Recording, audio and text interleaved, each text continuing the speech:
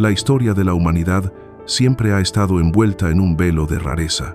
En el vasto universo de los seres vivos, el ser humano aparece como la criatura más singular, capaz de crear maravillas, pero también de encarnar contradicciones profundas. Los vestigios que permanecen bajo la tierra, desde fósiles ancestrales hasta objetos enigmáticos, revelan sin descanso ese rostro oculto, un retrato a la vez fascinante y estremecedor.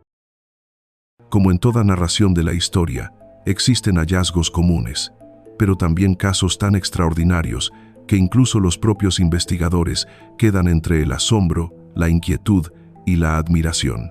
Un ejemplo de ello apareció en Italia, dentro de un sitio asociado a los lombardos, donde se descubrió una fosa colectiva con más de 200 personas que databa de hace aproximadamente 1500 años. Sin embargo, lo que resultó más desconcertante no fue la cantidad de cuerpos, sino un individuo en particular, un hombre de mediana edad, registrado como el individuo número 380 del sitio de Tuscania, quien murió entre los 40 y 50 años. Este hombre mostraba señales de una lesión sumamente rara, la amputación del antebrazo. En una época donde la medicina carecía de anestesia, antibióticos o analgésicos, una intervención así habría significado un sufrimiento indescriptible. Lo más sorprendente es que, en lugar del miembro perdido, se halló una hoja de hierro colocada como sustituto. No era un simple adorno, sino un instrumento que utilizó durante muchos años. La evidencia en sus huesos y la alteración en su hombro indicaban que movía esa extremidad artificial de manera constante, soportando fuerzas mecánicas intensas a lo largo del tiempo. Otros rastros revelaban el precio de esta adaptación. Sus dientes estaban desgastados hasta la pulpa debido al esfuerzo continuo de ajustar las correas que sujetaban el cuchillo al brazo. A pesar de las infecciones y abscesos dentales que aquello provocaba, logró sobrevivir y acostumbrarse. Incluso, el propio muñón mostraba huellas de fricción repetida, prueba clara de que el arma formaba parte activa de su vida cotidiana. La identidad cultural del hombre también arroja luz sobre este hallazgo. El individuo número 380 del sitio de Tuscania pertenecía al pueblo lombardo, un grupo germánico reconocido en las crónicas antiguas por su relación constante con la guerra. Por ello, algunos especialistas sugieren que este brazo de hierro no solamente servía para defenderse, sino que también pudo ser utilizado en combate, quizás el mismo escenario donde originalmente perdió su extremidad. La imagen que emerge es la de un ser humano que, a pesar de un dolor permanente, encontró la manera de transformar la pérdida en una nueva forma de fuerza. Este individuo se convirtió en uno de los casos más singulares registrados por la arqueología, un testimonio silencioso de la resistencia extraordinaria que ha acompañado a nuestra especie a lo largo de la historia. Como se mencionó anteriormente, ese hombre probablemente murió alrededor de los 50 años, una edad relativamente avanzada para su época, y se cree que la causa fue natural. Sin embargo, un final tranquilo no se puede aplicar a un hallazgo mucho más antiguo, centrado en una única tibia. Este fósil fue descubierto en la región de Turkana, en Kenia, y tiene una antigüedad aproximada de 1.450.000 años. No estamos hablando de un Homo sapiens, sino de un pariente antiguo nuestro, aunque los científicos aún no han podido identificar la especie exacta debido a que varias especies humanas coexistían en la región en aquel tiempo. La situación se complica porque el hueso estaba gravemente dañado y, según los análisis, estas lesiones parecen haber sido infligidas por otros homínidos. No se trataba de daños accidentales. 9 incisiones recorren la tibia, con precisión suficiente para reflejar la ubicación de la carne y los músculos cuando el individuo estaba vivo. El hallazgo llevó a los investigadores a reconocer que se trataba de la evidencia más antigua de un humano desollado y descarnado, lo que apunta directamente al canibalismo. Lo inquietante es que no se sabe a quién pertenecía el hueso, ni quién lo mató y posteriormente lo consumió. La coexistencia de varias especies, aparentemente no siempre pacífica, sugiere que comer a un homínido vecino quizá no era algo tan extraordinario en ese momento. Este comportamiento también concuerda con las condiciones del entorno. Las fuentes de agua cercanas fluctuaban con intensidad, provocando sequías que reducían la disponibilidad de alimentos. Aunque existen otros hallazgos que compiten por el título de evidencia más antigua de canibalismo, por el momento, esta tibia se mantiene como la más directa y clara, un hallazgo verdaderamente escalofriante, y esto se dice con toda la intención. Aunque los misterios que lo rodean persisten, no es tan complicado como parece, y ciertamente no tan desconcertante como la cueva Rising Star. El nombre de esta cueva ya resulta intrigante, pero la historia que guarda es aún más extraordinaria.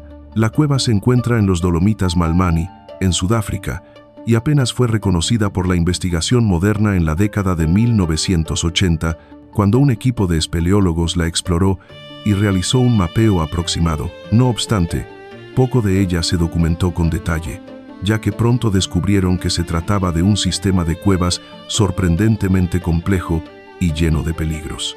Con el tiempo, debido a su ubicación en la cuna de la humanidad, un equipo de antropólogos decidió revisarla nuevamente y por pura suerte encontraron una cámara que hoy se conoce como la Cámara Dinaledi. Allí ocurrió algo excepcional: restos humanos. Y no solo algunos, sino miles de fragmentos, exactamente más de 1500, correspondientes a 15 individuos de distintos géneros y edades, desde infantes hasta ancianos. Esta diversidad convirtió al sitio en el conjunto más rico de fósiles homínidos asociados jamás descubierto en África. Lo curioso es que los huesos realmente no deberían estar allí. Para llegar a la cámara, se debían superar obstáculos extremadamente difíciles, incluyendo decenas de metros de pasajes sin iluminación, atravesar un estrecho tan angosto que solo las personas más delgadas podían pasar, adoptando una posición parecida a la de Superman.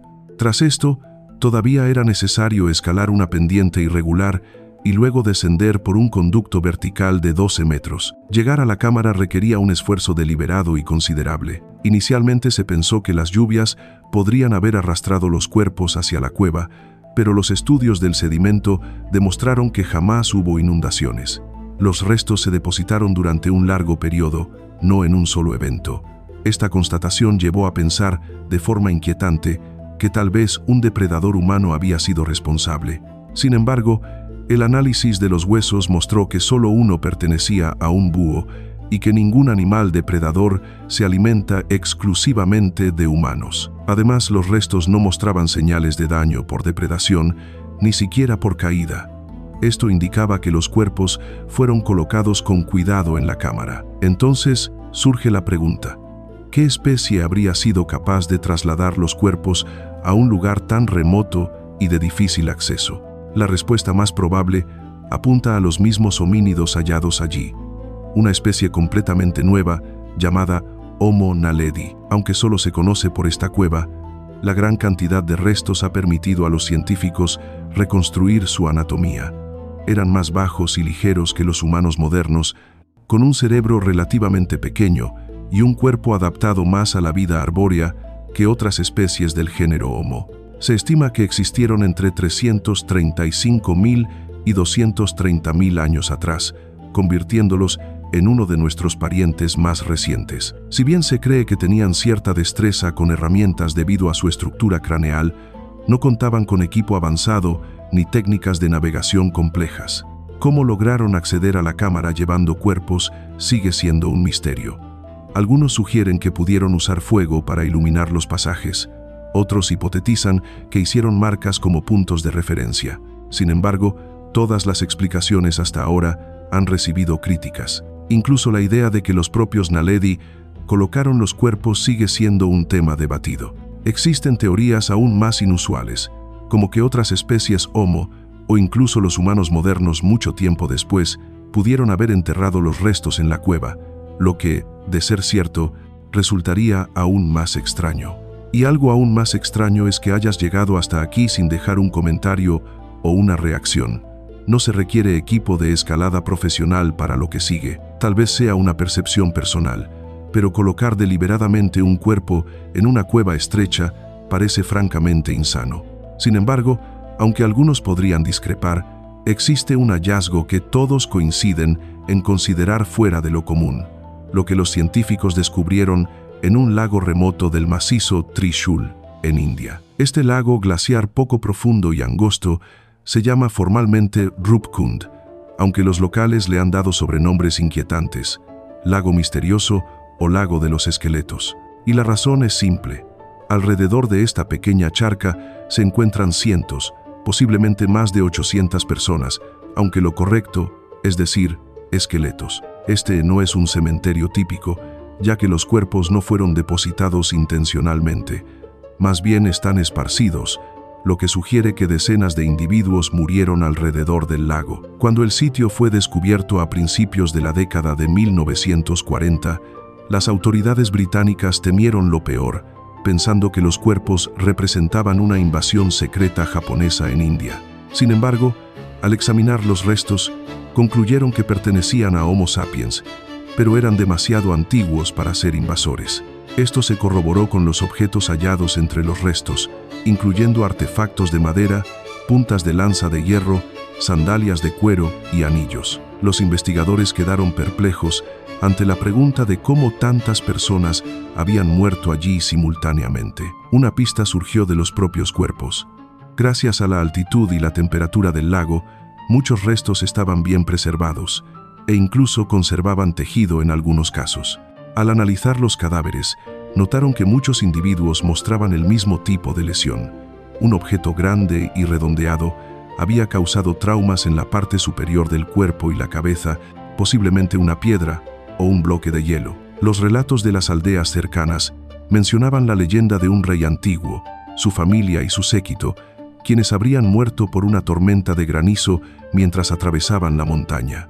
Con base en estas evidencias, los investigadores concluyeron que al menos parte de las muertes se debía a una intensa granizada. Sin embargo, el caso no estaba completamente resuelto. No todos los esqueletos mostraban lesiones compatibles con impactos contundentes, y estudios posteriores revelaron que los restos no correspondían a un solo grupo, sino al menos a 3 distintos, provenientes de diferentes épocas y regiones. 2 de estos grupos murieron hace aproximadamente 1000 años, con diferencias de pocas décadas entre ellos, mostrando ancestría típica del sur y sudeste asiático, mientras que el tercer grupo procedía de lugares inesperados, Grecia continental y Creta. Este último grupo murió hace apenas 200 años, lo que lleva a preguntarse si el lago es seguro incluso hoy. La causa de la muerte de cada grupo sigue siendo un misterio. Aunque algunos piensan que una granizada podría haber sido responsable de algunas muertes, la posibilidad de 3 tormentas letales separadas en un mismo lugar remoto parece improbable, especialmente considerando la falta de lesiones claras. Lo más desconcertante es que estas conclusiones se basaron únicamente en el análisis de 38 individuos, dejando abierta la incógnita de cuántos grupos más pudieron haber sido víctimas del lago de los esqueletos. Por ahora, el misterio permanece. El misterio no siempre equivale a lo más espeluznante. Algo que personalmente podría resultarme aún más inquietante puede haber sido creado con buenas intenciones. Los cráneos humanos recubiertos de yeso en la década de 1930 en la región del Levante y especialmente alrededor de la ciudad de Jericó, los investigadores se toparon con un objeto desconcertante que parecía una cabeza humana. Estaba construido con múltiples capas de yeso envuelto, pintado y decorado con conchas marinas para imitar los ojos, el cabello y la piel. Sin duda inquietante, pero nada comparado con lo que encontraron al abrir estas capas de yeso. Dentro de estas imitaciones se hallaban cráneos humanos reales, o al menos lo que quedaba de ellos. En total se descubrieron más de 20 cráneos, con una antigüedad de entre 10.000 y 8.000 años, en su mayoría pertenecientes a hombres adultos, aunque algunos eran de mujeres y niños. Lo más perturbador, más allá del yeso y la cabeza en sí, era que los huesos mandibulares habían sido removidos y que cada uno de estos cráneos había sido colocado debajo de lo que habrían sido viviendas. Un lugar inusual para almacenar cabezas, sin duda. Este hallazgo despertó gran interés sobre las razones detrás de su creación.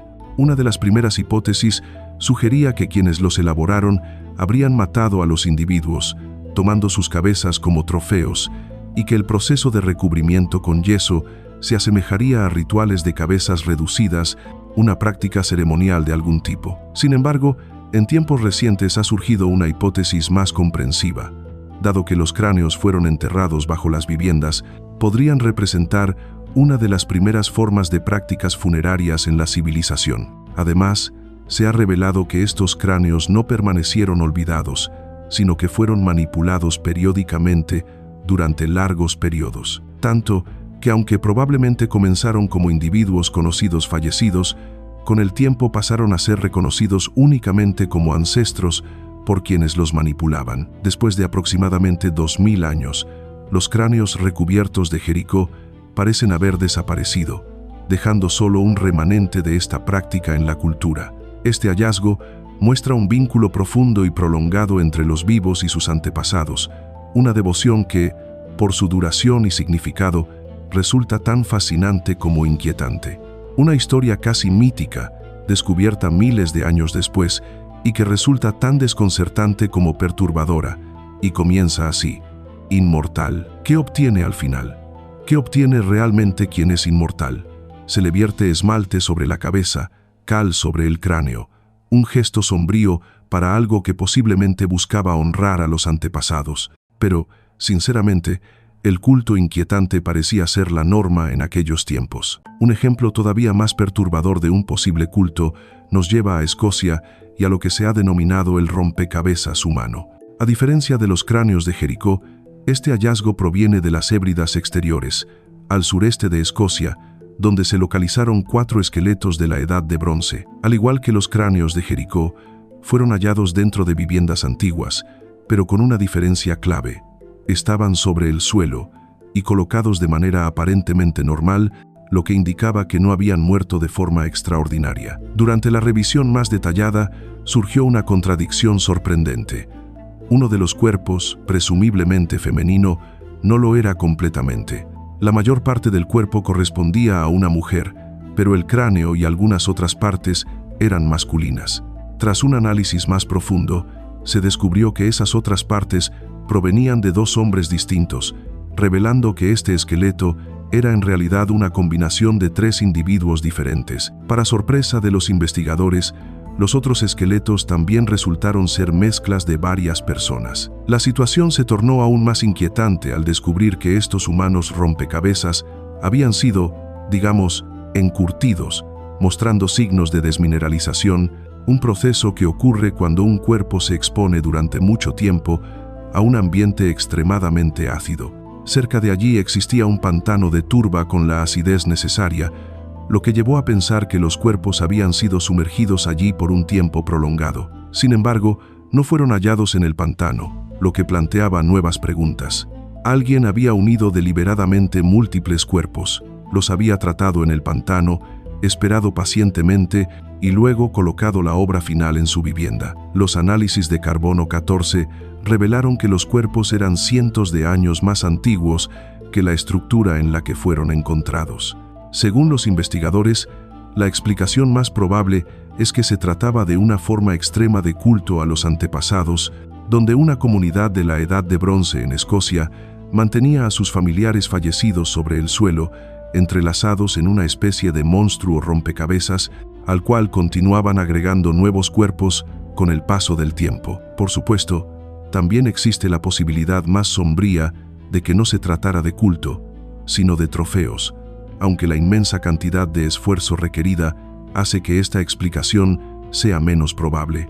Y considerando los episodios conocidos de violencia en la antigüedad, esto tiene sentido, ya que no eran especialmente cuidadosos ni meticulosos con los restos de sus enemigos caídos. De hecho, incluso comparado con algunos de los horrores de los tiempos modernos, la violencia antigua parece haber sido mucho más extrema. Hubo un periodo entero, el Neolítico, durante el cual la muerte cruel y extraña parecía ser una práctica habitual, con numerosos yacimientos encontrados a lo largo de Eurasia. Debido a la notoriedad de la época, los investigadores se han vuelto en cierta medida insensibles a los asesinatos neolíticos, y muy pocos casos de violencia fuera de este periodo pueden competir. Sin embargo, hay un sitio en los Estados Unidos que se acerca bastante, representando incluso el posible colapso de toda una sociedad. Nuestra historia comienza en el suroeste de Colorado, donde en el pasado habitaba una cultura antigua conocida hoy como la cultura Basket Maker Pueblo. Durante miles de años, Estas personas vivieron en la región en casas excavadas en el suelo, conocidas como casas pit. Fue en algunas de estas estructuras y sus alrededores donde se descubrió una escena extremadamente horrenda, una comunidad entera aniquilada. Se encontraron al menos 24 cuerpos, pero 7 de ellos llamaron especialmente la atención por el grado de destrucción. Sus huesos habían sido despojados de carne, asados y fracturados, mientras que los cráneos estaban chamuscados, aplastados y presentaban marcas que indicaban que se había extraído el cerebro. Todo esto apuntaba a un festín caníbal masivo. La escena no reflejaba un simple ataque. El sitio estaba abandonado y profanado, lo que sugiere que los atacantes no tomaron prisioneros. Las víctimas fueron asesinadas y devoradas en sus propios hogares. Se encontraron además herramientas y ollas de cocina manchadas de sangre, indicando que probablemente los cuerpos fueron cocinados en los mismos recipientes utilizados para preparar los alimentos. El acto más perturbador fue el hallazgo de coprolitos, es decir, excremento humano, dentro de las cenizas frías de uno de los hogares.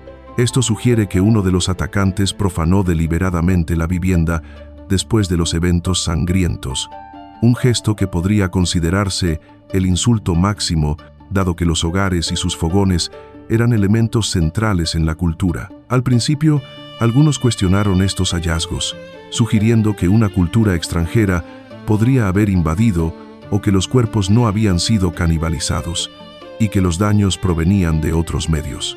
Sin embargo, el análisis de los coprolitos reveló la presencia de mioglobina humana, una proteína presente solo en la carne, lo que confirmó que el atacante había consumido exclusivamente carne humana durante al menos 12 horas antes de defecar, sin ingerir verduras, frutas ni nada más. Este ejemplo, aunque extremo, representa solo una parte de un panorama más amplio. Los investigadores notaron que la cultura Basket Maker Pueblo pasó de ser relativamente pacífica a practicar asesinatos y canibalismo, de manera similar a lo observado en otras culturas neolíticas.